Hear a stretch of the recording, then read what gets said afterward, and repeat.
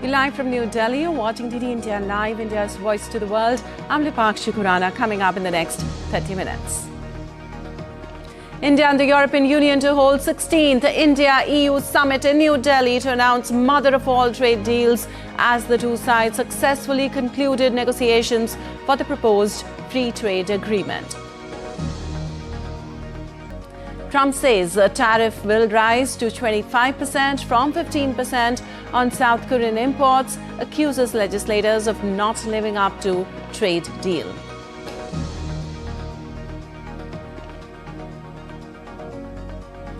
And big guns are in action in the Australian Open quarterfinals today. Aryna Sabalenka, Carlos Alcaraz and other leading contenders eyeing a semi-final spots.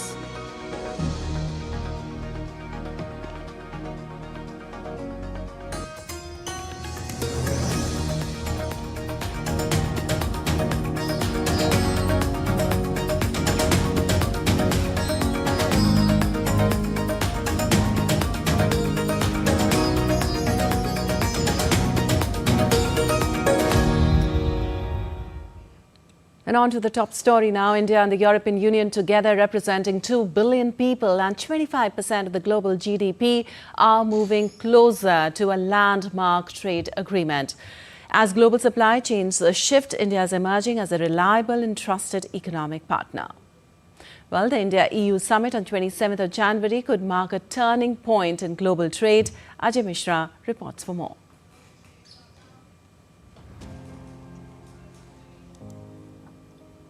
India, the world's fastest growing major economy, and the European Union, a bloc of 27 countries, together represent a market of nearly 2 billion people. As global attention turns to the India-EU summit on January 27th, expectations are rising around a proposed free trade agreement that could reshape global trade flows.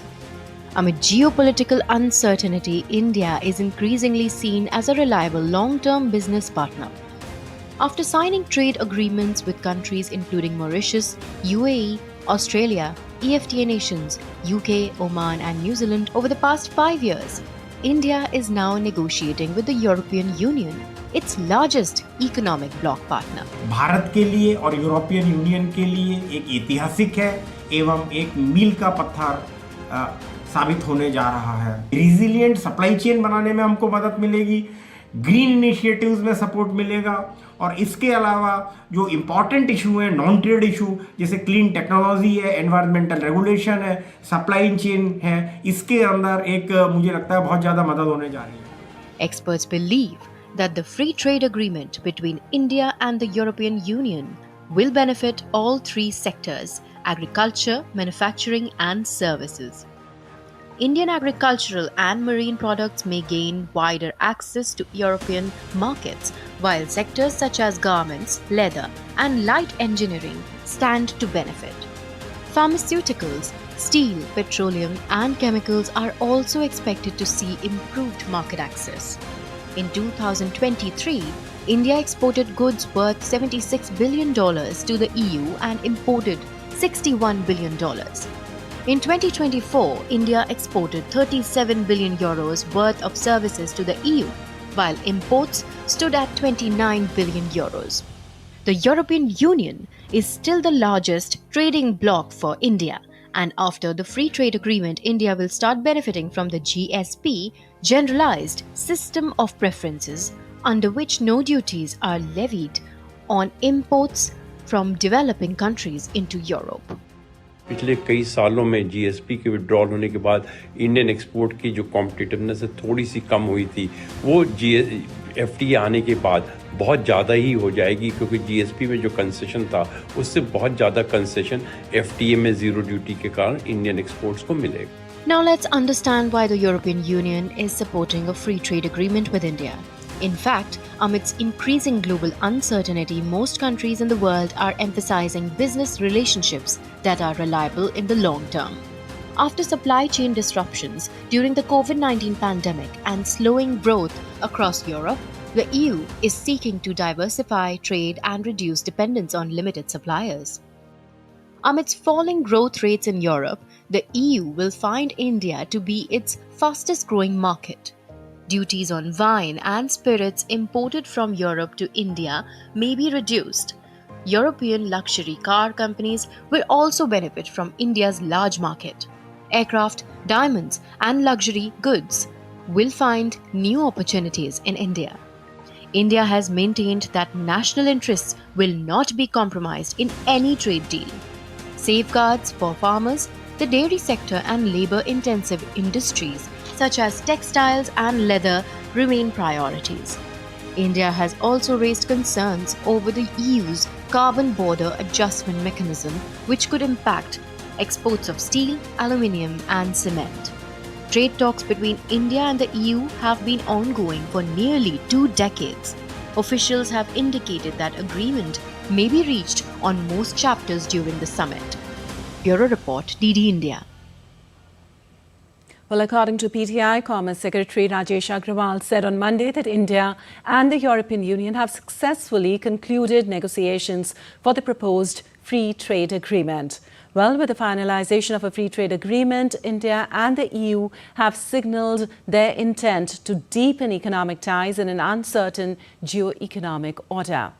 Now, why is this FTA important? How has the relationship between India and the EU evolved over the years? Jessica Taneja reports for more. Amid a fracturing global order, India and the EU are aligning their quests for strategic autonomy and resilience. A synergy that positions New Delhi as Europe's indispensable partner in Asia. Bharat और EU की 2 दशकों की strategic partnership natural है, organic है। इसके मूल में trust है, लोकतांत्रिक मूल्यों में साझा विश्वास है।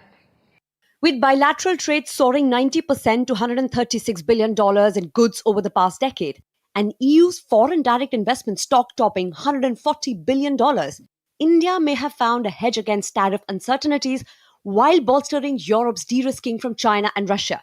India's business landscape now features far more European companies than it did a few decades ago. One of the best examples of this partnership is the new Federation of European Businesses in India.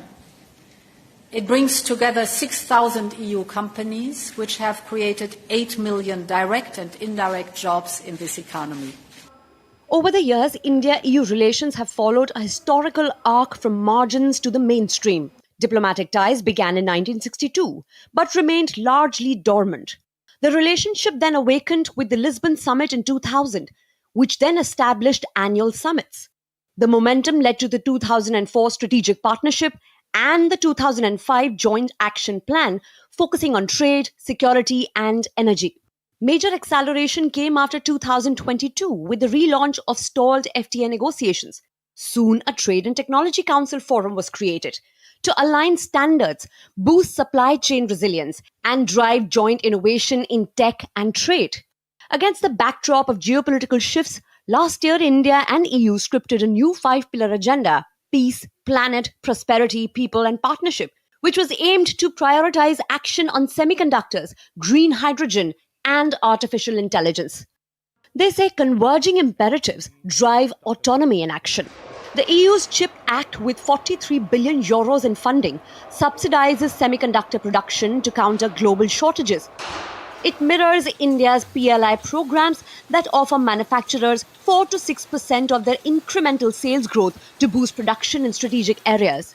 Much like India's mineral-focused trade partnerships with Australia and even the UAE, EU's Critical Raw Materials Act expedites securing supply of lithium, rare earths, and cobalt for green technologies. For India, the European Union fills a reliability gap by providing stable markets for pharmaceuticals and textiles. Europe, meanwhile, gains a non-Western anchor, validating India's multipolar vision. The EU remains one of India's largest trading partners, accounting for about 17% of India's goods exports and a significant share of services trade. Industry estimates suggest that with tariffs phased out due to the FTA, exports to the EU could double over the next 3 years. This isn't just about economics. It's also about India asserting strategic heft and turning autonomy from slogan to substance in a world still navigating tariff wars and alliances. Jessica Thaneja for DD India in New Delhi. Well, in a significant move to further deepen security partnership between two of the world's largest democracies, the European Union and India will unveil a security and defence strategic partnership at the 16th India-EU Summit in New Delhi today. DD India's Amritpal Singh reports for more. A key deliverable of the India-EU Summit will be the signing of the Security and Defence Partnership by Defence Minister Rajnath Singh and the Vice President of the European Commission, Kaja Kallas, in New Delhi on Tuesday.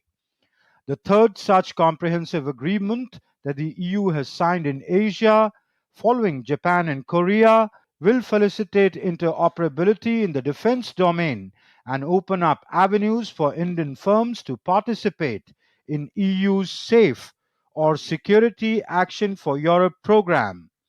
Describing the participation of an EU military contingent at the Republic Day parade as a powerful symbol of deepening security cooperation between the two sides, EU Chief Ursula von der Leyen on Monday said it will culminate tomorrow in the signature of our security and defence partnership. Earlier, EU Foreign Affairs and Security Policy Chief Kaja Kallas had also confirmed the development. We agreed to move forward with the signature of a new EU-India security and defence partnership in areas like maritime security, cybersecurity and counter-terrorism. We will also launch negotiations on a security of information agreement. In a more dangerous world, we will both gain from working closer together. The partnership agreement will provide a structured framework for cooperation in areas such as maritime security, cyber and hybrid threats, protection of critical infrastructure, counterterrorism, organized crime, space security, and collaboration in multilateral fora, including in the United Nations and peacekeeping operations. Amritpal Singh for DD India. And moving on, India's Parliamentary Affairs Minister Kiren Rijiju has called an all-party meeting at 11 a.m. on Tuesday to discuss key national issues and legislative business ahead of the budget session. The all-party meeting is set to discuss the agenda for the budget session to ensure a smooth proceeding. The budget session will commence on January 28th and continue till April 2nd with one break. The first phase is scheduled from January 28 to February 13th, while the second phase will run from March 9 to April 2nd. President Draupadi Murmu will formally open the session, addressing members of both houses of the parliament. The session will feature 30 sittings, with the Union Budget 2026-27 being presented on the 1st of February. And the National School of Drama organizes the 25th edition of Bharat Rang Mahotsav 2026, the world's largest international theatre festival, from 27th of January to 20th of February. Bharat Rang Mahotsav unfolds as its most expansive edition, staging performances across 40 locations in India with participation from all 7 continents. The festival features 277 Indian productions along with 12 international productions, highlighting its global scale and cultural diversity.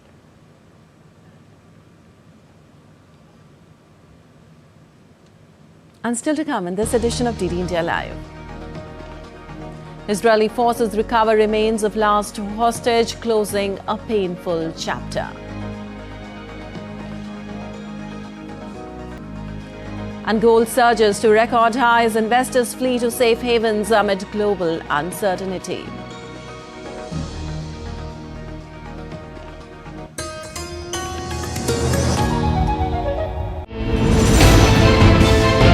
Geopolitics and trade deals. Economic challenges amid development. Hard work and the path to prosperity. It's the economy always. Between walkers, money is what money does and says. Supply creates its own demand. Between the bulls pulls and bears tears. When supply chains globalization and India rises to the podium.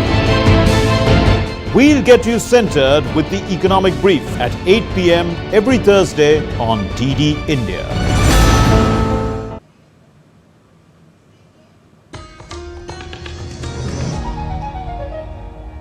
Welcome back. You're watching DD India Live. I'm Vipakshi Khurana. Moving on, US President Donald Trump sent his border czar Tom Homan to Minnesota on Monday in an apparent bid to ease tensions over the killing of a second person by immigration agents. Trump said that border official Tom Homan will answer directly to him, a shift that suggests the administration is responding to political backlash. Now, most Americans oppose the aggressive ICE enforcement tactics, while criticism has come not only from former presidents Bill Clinton and Barack Obama, but also increasingly from within Trump's own Republican Party. Further, Trump said he had a very good conversation with Minnesota Governor Tim Walz and also spoke with Minneapolis Mayor Jacob Frey on Monday. Following the call with Trump, Frey said some federal agents will begin leaving Minneapolis on Tuesday. Also in a post on Truth Social, Trump said lots of progress is being made and that White House border czar Tom Homan would meet with Frey on Tuesday. Meanwhile, Gregory Bovino has been removed from his role as the commander-at-large for the U.S. Border Patrol. He will return to his former job in California, where he is expected to retire soon.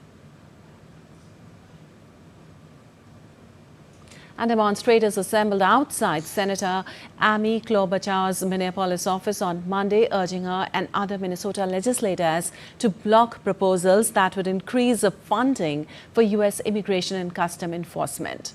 Now, the protest came as Senate Democrats said they would not provide the votes needed to pass a $64.4 billion Department of Homeland Security funding bill. They urged Republicans to remove it from a broader package that funds other government programs through September 30th. Current funding is set to expire after midnight on Friday. Senator Amy Klobuchar said Trump's deployment of federal agents to Minneapolis was completely out of control and out of balance, and that they should leave the state. The deaths of Rennie Good and Alex Pretty in recent federal agent-involved shooting have sparked large protest in the Democratic-run city.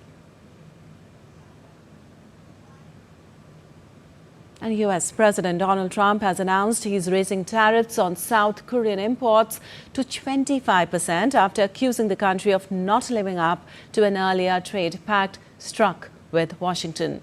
Well, in a post on social media, Trump, South Korea's legislator, is not living up to its deal with the United States and that he would increase levies on South Korea from 15% across a range of products, including automobiles, lumber, pharmaceuticals, and all other reciprocal tariffs.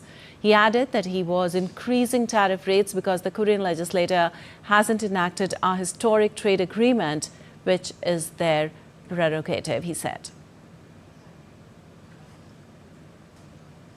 And following Trump announcement on tariffs, South Korea said on Tuesday it had not been informed about the tariff hike plans in advance. Seoul's presidential office in a statement said Trade Minister Kim Jong-kwon, currently in Canada, would head to Washington for talks on the issue with U.S. Commerce Secretary Howard Lutnick. Shares in South Korean automakers tanked on Tuesday after Trump posted as Hyundai Motor fell 4% at the opening, while shares in sister automaker Kia Corp and affiliate Hyundai Mobis also fell around 3.4% and 5% respectively. Now, earlier, the two countries reached a deal on trade and security issues after Trump met his South Korean president Lee Jae-myung in Seoul. Under the agreement, the U.S. cut its tariffs on South Korean vehicles, car parts, pharmaceuticals, and other products from 25% to 15%. The pact also called for South Korea to invest $350 billion in several key U.S. sectors, including semiconductors, shipbuilding, and biotech.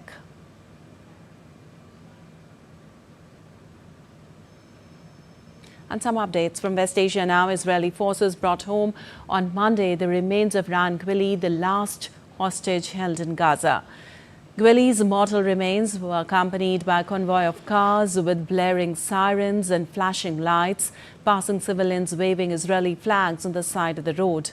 while the young Israeli police officer in the elite Yassim unit was on medical leave when Hamas launched its deadly 2023 attack on Israel.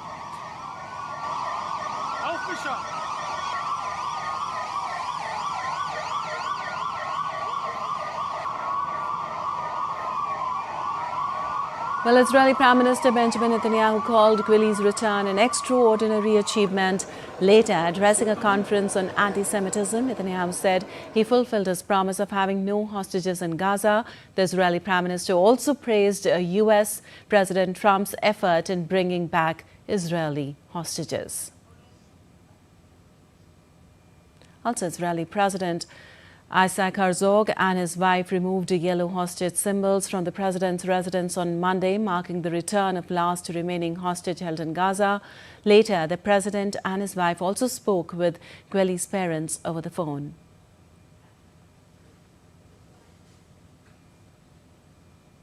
And France's lower house of parliament has passed a bill banning access to social media for children under the age of 15. The National Assembly approved the legislation during the overnight session from Monday into Tuesday, backing a measure championed by President Emmanuel Macron as a way to protect children from excessive screen time and harmful online content.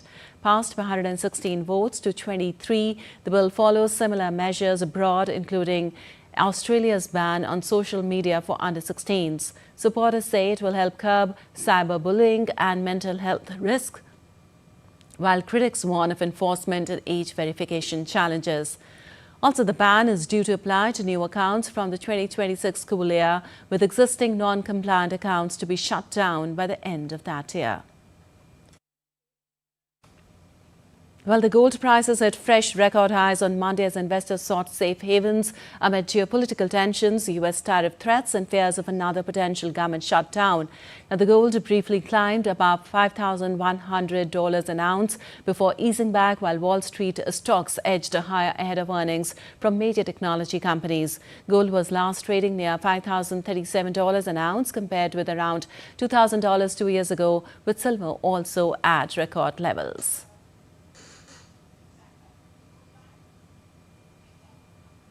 And now to some sports news. Our Australian Open has reached the quarterfinal stage, with top stars battling for a place in the semi-finals at Melbourne Park. Carlos Alcaraz has been in commanding form, reaching the last 8 without dropping a set.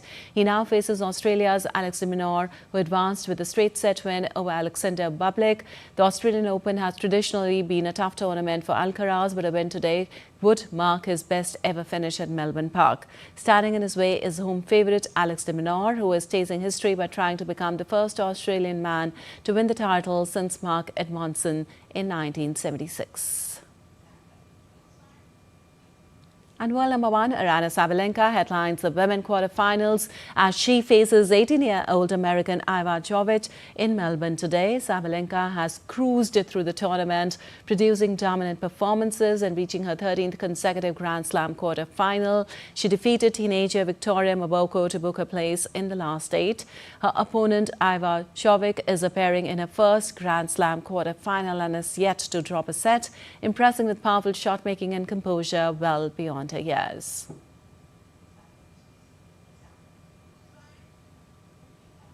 All right, that's all for this edition of DD India Live. Let us know your thoughts on the news of the day. For those on the go, you can get all the latest news and updates from India across the world on the DD India mobile app. The app is available on both Android and iOS platforms. Scan the QR code on the screen to download now. We'll be back with more news as it breaks here on DD India. I'm Lipakshi Khurana from all of us here in Delhi. Thanks for watching DD India Live.